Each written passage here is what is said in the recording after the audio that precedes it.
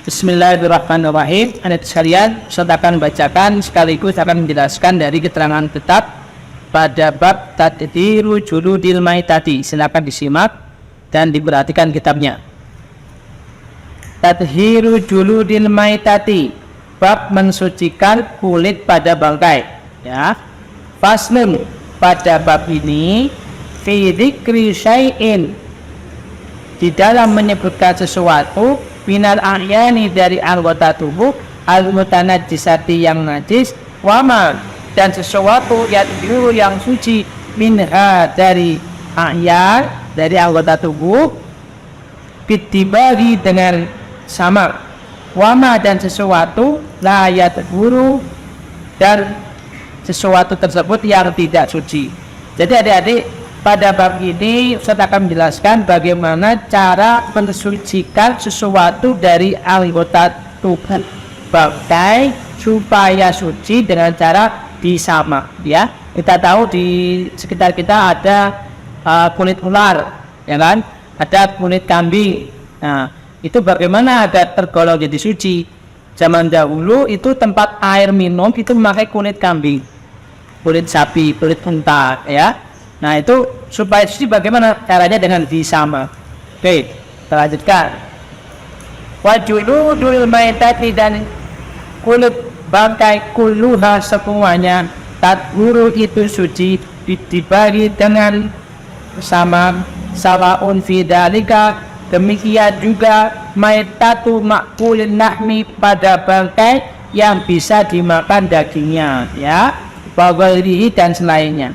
Jadi adik-adik, hukum asal hewan, kulit hewan itu bisa suci dengan cara disama, kecuali apa?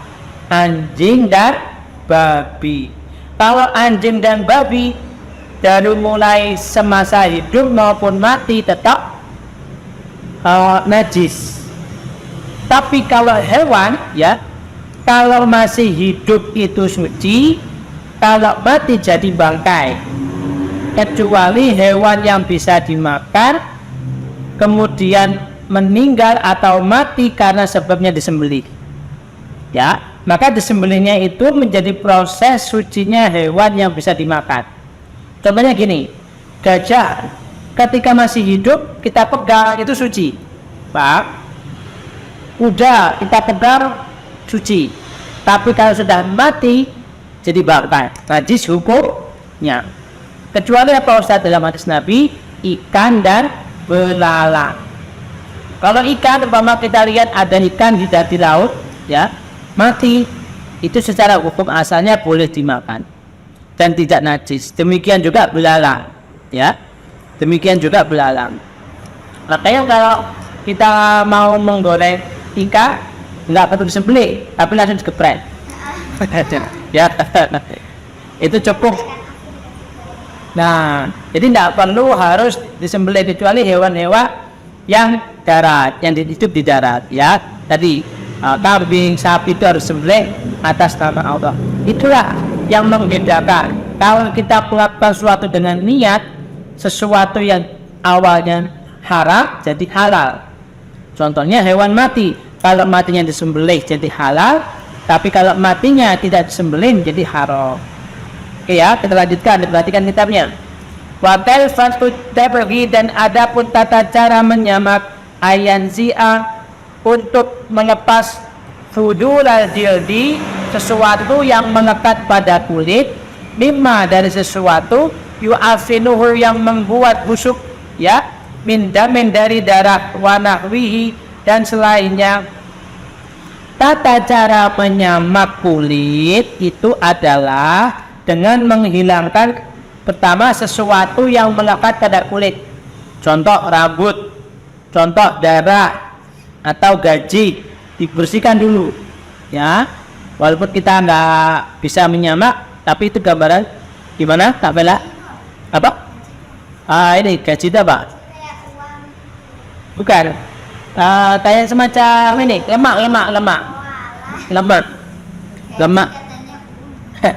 lemak yang melekat itu dibersihkan. Pokoknya sesuatu yang membuat mudah busuk harus dihilangkan dulu yang melekat pada kulit. Ya, bisa ingin dengan sesuatu kirrifin yang asa.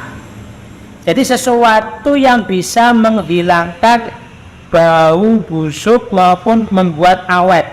Ya, ka'arsin seperti pohon apes. Ya, ini semacam sejenis pohon ya. Boleh nggak kalau selain itu Ustaz? Boleh. Umpama di Indonesia ini menggunakan sesuatu kayak semacam belerang untuk menyamaknya supaya lebih kering, supaya lebih tidak bau dan seterusnya, itu boleh ya. Walaupun sesuatu yang asam tersebut najisan ya, kadar dihamamit seperti kotoran merpati, kafa maka cukup fitdah pergi dengan menyamak ya. Jadi kalau menyamak itu dengan sesuatu yang tidak suci itu diperbolehkan. Syaratnya apa? Ada syaratnya, harus dicuci terlebih dahulu setelah hasil akhirnya. Paham? Kita mau menyamak kulit kambing, setelah dikasih obat, dibersihkan sesuatu yang melekat di atasnya, kemudian terus sesuatu yang najis. Contoh, di sini contohkan seperti kotoran pada merpati, digosok kan najis ya. Tapi sebelum ini terakhir selesai, dibilas dulu, dicuci, baru dikeringkan, itu sudah menjadi suci. Ya. Illa jildal kalbi, kecuali kulit anjing, wala khinziri dan babi. Ya. Wa ma tawallada, dan sesuatu yang terlahir minhuma dari keduanya, au min ahadihima atau dari salah satu keduanya. Sesuatu yang lahir dari anjing dan babi menjadi najis. Bahkan sesuatu yang terlahir dari benihnya anjing dan babi itu juga najis ya. Mau mati maupun hidup najis. Ma'a hayawanil tahin, dengan hewan yang suci. Umpama ada babi berkawin dengan hewan yang halal dimakan ya, kemudian terlahir, maka anaknya ini jadi najis karena si laki-lakinya atau si jantannya dari babi. Oh, Ustaz, kalau kami sekarang akan daging tuh ya nggak makan lah, hukumnya hanya makannya yang haram ya, makannya haram. Hukum makan daging babi, daging anjing, hukumnya haram. Dan juga najis, najisnya termasuk najis berat. Tahu tata cara menghilangkan najis berat? Bagaimana coba Kak? Dengan cara membasuh berapa kali? 7 kali, salah satunya harus dengan debu ya. Jadi yang keenam, yang ketujuh apa? Debu ya. Tahu sekarang banyak najis yang tahu, pernah lihat videonya orang terkena rabies ya, digigit anjing sampai dia alergi terhadap air, terhadap angin, dan cukup belum ada obatnya adik-adik. Dan itu banyak, mayoritas dari mereka meninggal kalau tidak segera dibawa ke rumah sakit, terlambat diberi anti rabies ya. Allah itu memberikan hukum terhadap sesuatu ada hikmahnya ya. Oke, kita lanjutkan. Falayadhu, maka tidak suci bitibahi dengan menyamaknya. Oke. Wa adhul maitati, dan adapun tulangnya bangkai, wa sya'ruha, dan rambutnya, najisun itu najis ya. Wa pada, dan demikian juga al maitatu, bangkai aidan juga najisatun, juga najis ya. Jadi gini, umpama ada hewan gajah mati, otomatis jadi bangkai. Yang bisa disamak itu kulitnya. Kalau belalainya gimana Ustaz? Belalainya apa itu? Taringnya apa itu? Gading ya. Gadingnya gimana Ustaz? Juga termasuk tulang. Itu menurut sebagian pendapat ulama juga termasuk bangkai, maka itu najis ya. Lebih hati-hati, nggak boleh dekat dengan sholat atau nggak boleh bawa sholat. Walaupun ada pendapat ulama yang suci, mengatakan itu suci ya. Kalau pengen lebih hati-hati gimana Ustaz? Enggak usah dibawa pakai sholat. Semua yang berbau tentang tulang hewan yang tak jelas. Kadang-kadang ada dibilang, ada dikandung itu tulang apa ya kan? Nah itu kalau bagian dari bangkai itu najis. Karena cara yang bisa menjadikan najis jadi suci hanya pada kulit. Ya kalau nggak tahu hukumnya dimakfu. Tapi kalau kita tahu menjadi banyak keutamaan orang-orang yang berilmu daripada orang yang tidak tahu. Ya, umpama ada ayam mati tanpa disembelih, hukumnya apa? Najis. Makanya jangan sampai sebagian pedagang yang nakal itu hewan yang mati dijual tadi, ayam yang mati. Padahal proses penyembelihan secara syar'i itu membuat ayam itu menjadi segar karena darahnya keluar secara menyeluruh, ya kan, mengalir kan. Tapi kalau mati darahnya tidak keluar di dalam sehingga cepat busuk, ya, maka itu hukumnya haram. Maka haram menjualnya, haram. Jangan sampai kita menjual bangkai, ya, jangan sampai kita menjual bangkai. Oke, kita lanjutkan. Fala yustasna, maka tidak dikecualikan hina idin juga, ya, janinul mudakati, janinnya hewan yang disembelih. Ini saya ada revisi ya, coba lihat perhatikan. Ida kharajat, ketika keluar min batni ummihi, dari perut ibunya, baitan secara mati, ya, di anna data tahu, karena sesungguhnya hewan yang disembelih fi dakati ummi, dari sesembelihan ibunya. Jadi adik-adik, janin hewan yang disembelih dan halal hukumnya ikut menjadi halal, ikut menjadi tidak najis, ya Kak Wela ya. Umpama ada kambing, dia hamil, punya anak di dalamnya, kita sembelih ibunya, ya kan, anaknya ini ikut suci, ikut boleh dimakan karena hukumnya anaknya ini ikut sesembelihan daripada ibunya. Paham? Gitu ya. Jadi anaknya yang di dalam kandungannya ini ikut sembelihan ibunya, ya. Kemarin Ustaz ada sedikit revisi ini ya, tambahan penjelasan. Wakada, dan demikian juga ghairuhu, selain apa, pengecualian ini, minal mustasnayati, dari pengecualian al-madhkurati yang disebutkan fil mabsutati, dalam penjelasan kitab yang luas.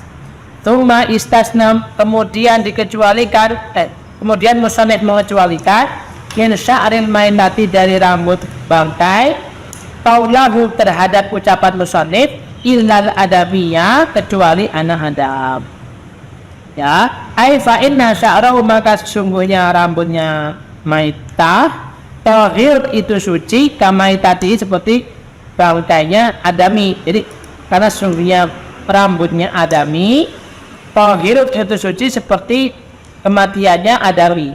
Oke, perhatikan sini. Jadi baik kulit, rambut itu bisa suci dengan sembelihan, tapi juga najis tanpa sembelihan kecuali rambutnya manusia. Umpama ada yang meninggal dengan jadi bangkai, ya kan, mayat, tetapi khusus anak Adam itu tetap suci. Tetap apa? Suci. Rambutnya juga suci, kulitnya juga suci, tapi sucinya nggak boleh disama. Masa kulitnya manusia disesati disama gitu, hiasan, itu tidak boleh, hukumnya haram, ya. Walaupun statusnya suci, ya. Oke, sampai sini bisa dipahami. Jadi kulit hewan bisa suci dengan cara apa? Bisa disama. Oke, perhatikan sini. Syarat samaknya itu berhasil atau sampai suci dijelaskan dalam kitab yang lain. Dijelaskan pertama syaratnya apa? menghilangkan benda-benda sesuatu yang melekat pada kulit. Tadi darah, ya, lemak atau sebagainya, rambut, ya. Kemudian kedua, sudah tak bau atau baunya tidak ada bau, ya, bahkan mungkin jadi kena sabun akhirnya wangi. Ada syarat yang ketiga, adik-adik. Apa? Yakni kalau kulitnya ini dimasukkan ke dalam air, tidak rusak dan tidak busuk. Kalau umpama kita lagi sedang menyamak kulit kambing, ya, sudah kering bagus, tapi ketika dimasukkan ke dalam air langsung rusak atau bau busuk, nah itu maka belum berhasil dari penyamakannya. Kalau berhasil, itu benar-benar kering. Contoh, Ustaz punya sepatu dari kulit ular, ya, dulu, ya, itu secara hukum asalnya boleh. Sesuatu yang sudah disamak, suci, boleh dipakai, boleh dijual belikan. Nah, ayatnya dibeli tapi nggak sederhana amwal itu tetap tidak boleh dimakan. Disitulah bedanya niat. Hewan yang disembelih tapi tidak menyebut nama Allah, salahnya sama gini, ya. Darahnya keluar, hukumnya tetap tidak boleh dimakan, hukumnya haram. Ya, hukumnya haram. Hewan-hewan buas hukumnya apa? Haram. Ya, haram. Nah, tapi kulitnya boleh dipakai dengan cara disamak. Kalau gadingnya, ada yang mengatakan boleh, ada yang mengatakan tidak boleh. Kalau pada Imam Syafi'i dalam kitab ini tidak boleh, ya, karena itu masih termasuk bangkai. Karena yang hanya bisa disamak itu hanya pada kulit. Ya, baik tuh. Oke, kita cukupkan penjelasan pada bab ini. Kita cukupkan. Kita baca dengan alhamdulillah, alhamdulillah, alhamdulillah, alhamdulillah, ya.